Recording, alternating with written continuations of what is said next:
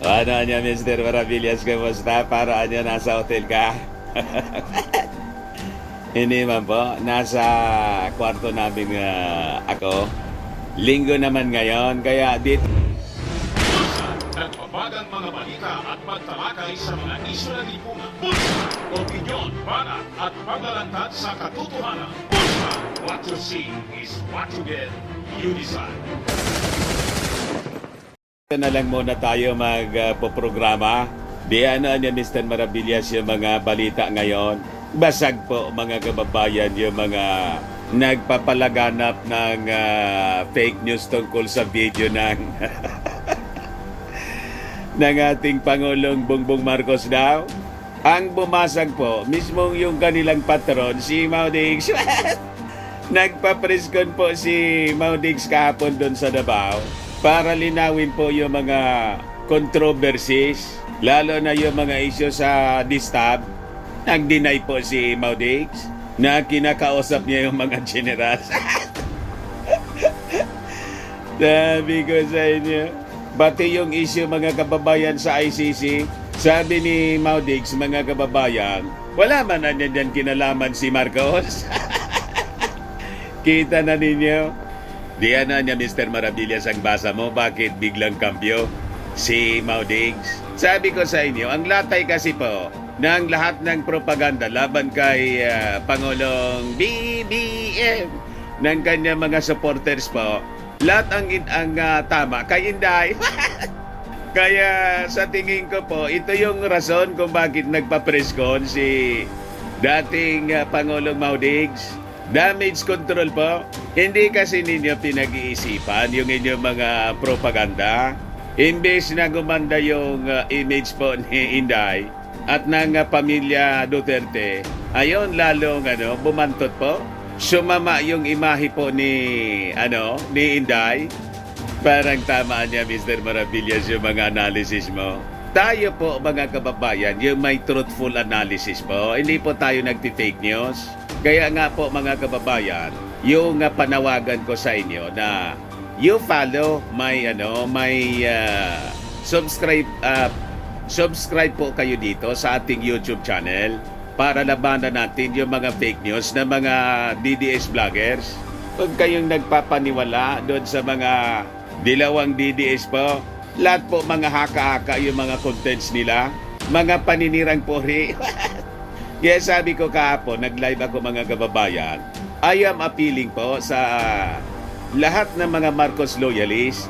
Lagi po ninyong ilalike and share and subscribe yung mga BBM vloggers, lalo na dito po sa ating channel. In more than 31 million po tayo. Yung mga DDS po, mga supporters po ni Inday, yung pamilya Duterte po, mga more or less 2 million lang po sila. Maiingay lang po. Kaya nanalo po yung mag-ama dahil sa Marcos loyalists, ginamit lang po nila para manalo sa mga national positions. And ito yung rason mga kababayan. Kaya damage control si Digong, nagpa-press-con. Kasi pag tuloy-tuloy po na turn off yung mga Marcos loyalists, babalik na lang po sila sa Davao. Si Inday, babalik na lang po sa Davao. Magwi-withdraw ng support po yung mga Marcos loyalista kanila. Tama po yung ating analysis. Pero wag po kayong pauuto dito sa presko ni Maudix.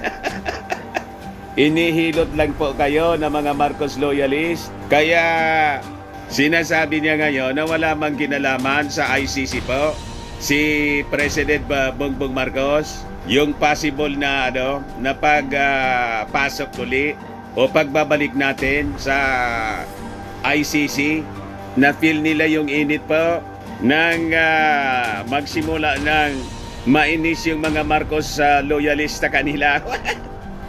But sabi nga natin, before tayo na magpatuloy, before ko sa inyong ibigay yung full story, click subscribe muna dito sa ating YouTube channel and hit the notification bell para lagi po kayong updated sa mga kaganapan dito sa ating bansa. Like and share na rin po ninyo ng ating video. At wag na po ninyo na skip yung ating mga commercial ads para tuloy-tuloy lang yung pag-unlad ng bagong Pilipinas. Pero yung mga mayayabang po na mga DDS vloggers, ingi po. Kung hindi po pakape, GCash, tapos ang yayabang nila, wala kayo pong wala kayong binatbat, lahat lang kayo hangin. Di ba? Ngayon lang po kayo lumitaw na panahon ng eleksyon at nang mauso yung social media. Tayo po mga kababayan, hindi sa pagmamayabang, close to 40 years tayo na practicing journalist po. 17 anyos pa lang po ako mga kababayan. I started 1984. Reporter na po ako, 1984 pa lang. 17 years old pa lang ako. And I retired 2016. Primetime commentator po tayo. Lahat ng position po sa local media na nahawakan natin. Naging reporter, news writer, news director, announcer, chief announcer, production manager, station manager.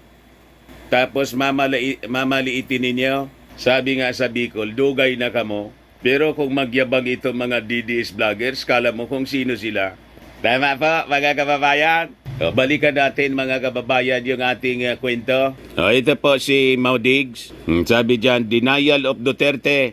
Nagpa-press con po doon sa Davao. Tinanong yung tungkol sa video ng ating Pangulo daw na gumaganon. Saka, ano kayo ngayon, mga anti-Marcos vloggers? Sabi na, mga fake news peddlers kayo. Ang daming nauuto mga kababayan. Kawawa man yung mga viewers nila. Yung ibang mga viewers nila nanonood sa atin. Kinokumbinsi tayo na kumampi sa kanila. Share ng share po ng mga videos ng mga fake news peddlers. Kala nila mauuto tayo. O ngayon, yung mismong patron ninyo, yung inyong sinusupport na si Maudigs, siya mismo yung nagsabi, wala ba na niyang ganyan? May mga leaders anya, yung minensyon ko noon, mga mayors anya na gumagamit ng cocaine. Pero wala man niyang video na yung sinasabi nila. Basag na basag yung mga fake news peddlers po. Pakinggan po ninyo mga kababayan. Ganon ko lang po para hindi ma-restrict. Importante po yung audio. Madali po mga kababayan. I-play ko po. Mayor, ayoko patulan to pero narinig ko kanina si Attorney Harry Roque talagang nagsalita at nagtanong din. Vlogger Maharlika in social media is masyadong sikat ngayon yung sinabi niya. May video daw siya. Pinatulan ni Harry Roque yung fake news. Ano ng pulburon, yung isyong pulburon. And ang nagbibigay daw si Justice Secretary at ang bumibili ay si First Lady. Pero this becomes an issue ngayon. At kanina nagtanong si Harry Roque, narinig ko, what if ito ay totoong may video, what would happen to the country kung mapatunayan? Even yun, narinig din kita before, may sinabi ka regarding a leader na nagko-cocaine. I just don't know. Yung kampanya po, nire-reas nila. May lumalabas po na ganyan. Wala yan. Wala diyan, Anya? Yan, video. Video? Well, I can see that every... hindi lang leader. Lahat leader dito. Maraming mayor dito nagko-cocaine. Maraming mayor ngayon nagko-cocaine? There's no such thing. There's no such thing. Matagal na lumabas yan. Matagal na niyang lumabas yung yan? Wala yan. Wala. So narinig ninyo mga kababayan, malinaw na. Mga fake news peddlers. O ano pa kayo na nagpa-follow dito sa mga anti-Marcos vloggers? Nag-subscribe kayo. Yung iba nga umalis dito sa akin. Lumipat. Nag-follow doon sa mga dating BBM vloggers, tapos hindi napaboran sa kanilang mga hinihingi siguro. Tumambling, bumaliktad, umatake ng paninira. O gayon, ito yung pinofloat nila. Ano kayo ngayon? Kahiya-hiya kayo. So, nakikinig kayo sa mga kasinungalingan. Basag na basagan niya, Mr. Maravillas. Yan kasi, mga kababayan. Pero diretso lang kayo po sa panonood ng mga ganitong fake news? Buhay naman ninyo yan. Di ba? Gusto ninyo magpaloko? Sige lang, paloko lang kayo. O ngayon, may isa pa rito ipaparinig ako sa inyo. Tungkol ito sa isyu ng ICC. Mismo nang sa bibig mga kababayan ni Maudigs. Ang sabi niya rito, wala man na niyang kinalaman dyan si Marcos. Matagal na niya yan. At kung pumasok niya sila rito, di anong problema? Matanda na niya ako? You see? At ito niya, ginawa ko para sa bayan. Kung malian niya, di okay niya. Pwede niya sa iba mali. Pwede naman sa iba niya tama. Sa akin niya, ginawa ko ito para sa bayan. Yung EJK na gustong imbestigahan po ng ICC. Ito po, mga kababayan. Ito yung ginawa sa hotel. Demsing Hotel. Galing sa video ni broadcaster Dennis Lasso. Para alam ninyo na authentic yung source natin. Ginawa ito kahapon, papresko ni Maudigs. So iparinig ko sa inyo. Yan po. Let me be very clear on this. Marcos has nothing to do with the ICC. Marcos daw has nothing to do with the ICC. Interfering in our private affairs, in the sense that it intrudes into the sovereignty of the other nations. Marcos walang dyan. I'm not in any way dragging him into the picture. Wala. Matagal na yan, ICC na yan. Matagal ng ICC na yan. So, walang kinalaman si Marcos. Nandiyan na yung ICC na yan. Or, wag na natin bigyan ng importansya yung ICC. Let me just address the Filipino people. For once. Narinig na po ninyo, mga DDS vloggers. Kayo man lang yung mga gumagawa, ang hilig ninyong gumawa ng istorya, tinuturo ninyo yung ating Pangulong Bongbong Marcos na nasa likod ng ICC. Mismong yung patron ninyo nagsabi, matagal na niya yan, wala man na niyang kinalaman dyan si Marcos. Pero niya, Mr. Maravillas, para nga tama yung analysis mo na damage control si Maudigs. Sa aking palagay po, sa aking pananaw, damage control siya kasi nagagalit na yung mga Marcos loyalists. Pag ang kanilang narrative of lies, propaganda ng kanilang mga fake news peddlers na mga vloggers ay magpapatuloy po, totally magwi-withdraw ng support yung mga Marcos loyalists sa kanilang mag-ama. Pag nag-withdraw po yung mga Marcos loyalists ng support sa kanila, sa mga Duterte po, talo si Inday. Hindi na niya magagamit yung mga Marcos loyalist po para manalo tulad ng nangyari po nang tumakbo si Inday sa pagka-vice presidente. Kasi po, sa katotohanan, Marcos loyalist po ang naglagay sa mga Duterte sa national positions. Kay Maudigs noong 2016, Marcos loyalist, ginamit ni Maudigs po si Amy Marcos. Hindi man po sila kilala sa buong Pilipinas. Davao lang po sila. At nung last election po, kaya nanalo si Inday, sinuport po ng mga Marcos loyalists kasi ka-unity po ng ating Pangulong BBM. Kaya po, yung ating analysis na kaya po mas marami yung boto ni Inday kasi yung mga DDS hindi bumoto kay BBM. Kaya nakuha na boto ni BBM po 31 million plus, si Inday 32 million plus. Yung excess na almost 1 million. Hindi nga po, less than 1 million po. Yung lamang ni Inday kay PBBM, yun man lang po yung DDS. Tama mga kababayan?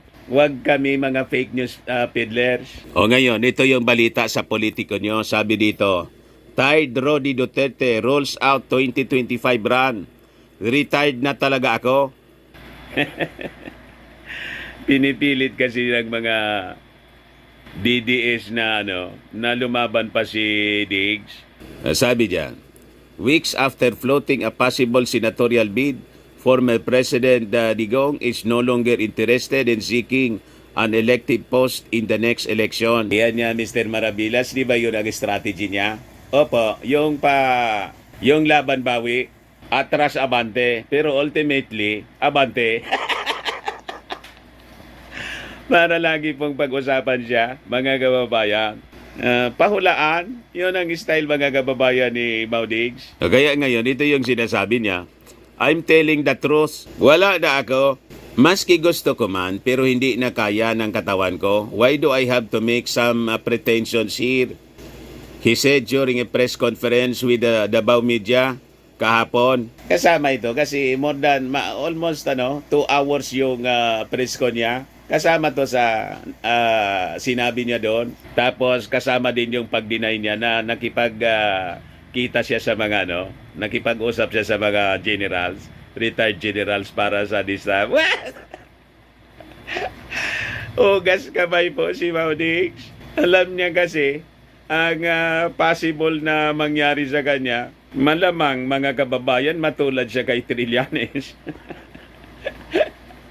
Ipabit-bit siya ng ating Pangulong Bongbong Marcos pag hindi siya tumino. The 78-year-old leader admitted that he is also tired, even finding it disgusting to meddle in politics. Disgusting to meddle in politics, yun mismo yung ginagawa niya. Tumigil lang siya sa kadadaldal kasi yung istasyon niya nadamay.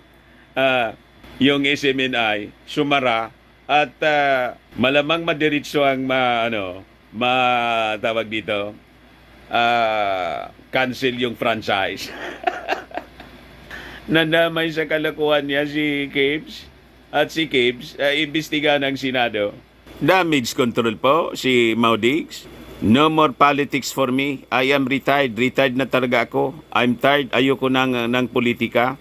Hindi naman ako nasusuka. I find it disgusting for me to still meddle in politics. In November, Duterte said he would be forced to run for senator or vice president if his daughter, Vice President Duterte, Sara Duterte, is impeached from office. His remarks came after the vice president drew criticisms over the controversial use of confidential funds. So anong nangyayari mga kababayan? As usual, Duterte versus Duterte. Kinukontra niya yung sarili niya. Siya man lang yung siging daldal. Natatakbo siya pagkatapos hindi na naman tatakbo. Ito pa. Duterte stands with friend Kibuloy. Hits unfair SMNI suspension. Kasama to sa pinag-usapan doon sa press con niya. Sising alipin po si Mau Diggs. Nadama yung kanyang friend na si yung istasyon po. Diretsoan pa rin ninyo po, mga congressmen. Niloloko lang kayo para siguro tigilan na yung investigasyon at hindi na ipasara. Pag nakita ninyong may violation, ipasara pa rin po ninyo. Bawiin ninyo yung franchise. Huwag kayong pauuto dito sa mga sinasabi ni Mau Diggs. Sabi dyan, former President Digong has thrown his support behind Pastor Kibuloy. Ang concern ko lang ngayon is to help my friend, si Pastor, dahil sa totoo lang, itong NTC, wala naman silang nakita. They have not come up even an allegation of any wrongdoing. Sabi po niya. Anong wala? Tambak po yung nakita ng Congress at saka yun ang naging base ng desisyon ng NTC. Wala akong nakitang procedure na tama na sinunod, sabi ni Mau Diggs. Kita ninyo, inaakusa niya yung NTC ngayon. Ikaw, wala kang nakita. Yung NTC po, mayroon, pati yung Congress. Siyempre, kayo po walang nakita kasi barkada ninyo yung may-ari. Si selective justice po kayo. Pag barkada, walang nakita. Pag hindi barkada, pagkaaway, maraming nakita. Tulad ng ginawa ninyo pong pagpakulong kay Dilima. Yan tuloy. Nakalabas na si Dilima. Ito pa, Rodi rejects distabling, urges Pinoys to follow rule of law. Ayan po, biglang kambyo po. Matutulad siya kay Trillanes, pwedeng pondilyuhan siya ng ating mga authorities. Wala na siyang immunity. Sabi dito sa balita, former President Duterte said only stupid people will link him to destabilization efforts against the administration as he urged Filipinos to observe the rule of law. What? Anong rule of law sinasabi po ninyo? Kung rule of law, di dapat pumasok na yung ICC rito para may rule of law. Di ba? Kung rule of law, bakit nananawagan kayo na hindi na magbayad ng buwis? Civil disobedience? At ginatungan pa ninyo doon sa programa na sinuspindi ng MTRCB? Nanawagan kayo, di ba? Recorded yun eh. Nanawagan kayo sa military pagkatapos sa police na mag-intervene. Tapos ngayon, babaliktad kayo sa inyong kwento. Recorded yun lahat. Sabi rito, earlier in the day, former Senator Antonio Trillanes said people agitating active military members were allied with Duterte's. Yung pong mga retired military generals at mga colonel, captain, yung mga PMEers daw na nagpirma ng manifesto. Lahat yun supporters ni Maudix. Tapos hugas kamay kayo ngayon. So sabi niya, who in the right mind, police or military, will meet with me to talk about destabilization? Duterte said during a press briefing kahapon, why should I do that, Anya, to find someone to replace Marcos? I am comfortable with Marcos. Why should I replace him? Nagsumbong kasi yung mga military na supla. As a result of that, mga kababayan, sabi nga sa mga balita na na-receive natin, yun ang dahilan kung bakit kinoconsider ng ating Pangulong Bongbong Marcos na papasukin na yung ICC dito sa ating bansa. Nagka-sword of Damocles kasi. Yung sword of Damocles, mga kababayan, humahagod-hagod na kasi sa ulo ni Maudix, kaya nagpa-press con siya. Yun ang katotohanan dyan. Para magbago ng isip, yung ating Pangulong Bongbong Marcos, alisin yung sword of Damocles. Wag po Mr. President, tuloy nyo lang po yung posisyon ninyo, i-consider ninyo yung pagpasok ng ICC para tumino itong matandang to. Sinusubukan ka kasi, tingin niya kasi, di ba, siya yung may sabi na weak leader po kayo. O ngayon, na-feel niyang strong leader ka pala at hindi ka pasisindak sa kanya. O kaya, biglang kambyo ngayon. Yes, sabi niya dito, Duterte said he has grown tired of such rumors. I do not want chaos. Let us just follow the Constitution. Change can happen through a democratic process, but not through bloody revolts or destabilization. Every time there is destabilization or you break the process of democracy, you take a gamble. Destabilization is not the solution. Let the people decide. That is why we have elections. Let democracy work. Help democracy work. Di ba? Sino na ngayon mga DDS vloggers? Sino na ngayon ang weak leader? Di ba umatras yung patron ninyo? Nasabi ninyo matapang? Sabi rito, asked if he is satisfied with Marcos administration, Duterte said, in a sense, we have not seen any issue of corruption or abuse. In a sense, Marcos is treading a straight path. Naglalagis, mga kababayan. You see, sabi ninyo yung Congress na pinamumunuan ng mismong pinsan ni Bongbong Marcos, si Martin Romualdez, pinakang bulok na institusyon. Tapos ngayon, bigla kayong kambyo na walang korupsyon. Straight path na ngayon yung tinatahak ni President. You see, paiyak kayo. Durog na durog niya, Mr. Maravillas, yung mga Duterte. Dinorog nila yung kanilang sarili man lang. dahil sa kagagawan nila mismo. Pati yung mga followers niya, durog na durog ngayon. Tama pa? Tama niya, Mr. Maravillas. Talaga niya, Mr. Maravillas, ikaw yung nagsasabi ng katotohanan. Yan man po talaga ang totoo niyan. So napatunayan na natin na sila yung fake news po. Ayan man lang po mga kababayan, baka lang gusto niyo po itong itry. Firmax Firming and Lifting Cream, pinapahid po sa mga pulses in affected area. Mainam po sa paninigas ng mga kaso-kasoan. Ito naman po, Automax Radiant Serum. Sa mukha naman yung application, anti-aging siya. You will look 10 years younger than your age. Sa mga cancer patients naman po, baka lang gusto ninyo itong itry. Ning siya red mixed fruit drink. Hindi man po siya gamot, food supplement siya. Kaya lang, gawa siya mga kababayan sa goji berry. Yung goji berry may anti-cancer properties. Ayos pa? Ako po si Dante Maravillas. Bye-bye po. God bless. Mga kababayan, gusto ninyo itong itry, Firmax Firming and Lifting Cream. Pinapahid po sa mga pulses and affected area. Mainam po sa paninigas ng mga kaso-kasoan. Ito naman po, Automax Radiant Serum. Anti-aging po siya. Sa mukha naman yung application. You will look 10 years younger than your age. Sa mga cancer patients naman po, i-try po ninyo ito. Hindi man po siya gamot, food supplement siya. Kailang gagawa siya mga kababayan sa goji berry. Yung goji berry may anti-cancer properties. Ayos? O yung mga inquiries po ninyo, dumiretso na lang kayo sa aming messenger sa Facebook para masagot namin agad. Ako po si Dante Maravillas. Bye-bye. God bless. Sa mga naghahanap pala ng malinis and spacious fitness gym, punta lang po kayo sa aming Colossal Fitness Gym. We also offer Grab Car Rental with our brand new 2023 model ng Toyota Innova.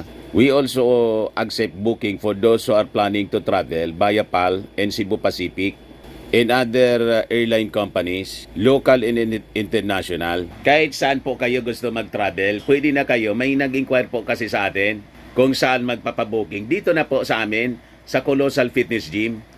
Contact lang po ninyo yung number na... Ito po yung anak ko, Gilon Maravillas.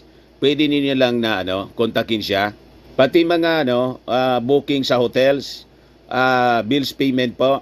Kasi may bayad center na po kami dito, pati Paymaya. Pwede na po dito sa amin. We have our legit business po. Hindi tulad nito mga DDS vloggers na pakapi ng pakape, ingi ng ingi. Yung iba Gcash.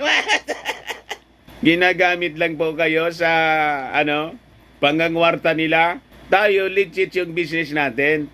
Nagbabayad tayo ng buwis sa gobyerno. So ang Colossal Fitness Gym po is located at 3rd floor, Security Banca Building, Landco Business Park, Legazpi City, Albay, Philippines. For inquiries, contact ninyo yung aking anak, Gilon Maravillas. Number niya 0966-802-0949. Ayan po May Firmax Automax din tayo po mga kababayan. Anti-aging. Legit ang business natin. Ayan yung para sa Grab Car. Car rental po. Ayan ang aking poging anak. Lagi na pong matao sa amin. In-invite ko po yung taga Palacio Malacanang. Ito, si Asik Betdilion ng DILG. Ito yung Vice Governor po ng Albay, si Glenda Ong Bongao. Ito, NEDA Director po ito ng Region 4. Legit po yung ating negosyo, mga kababayan.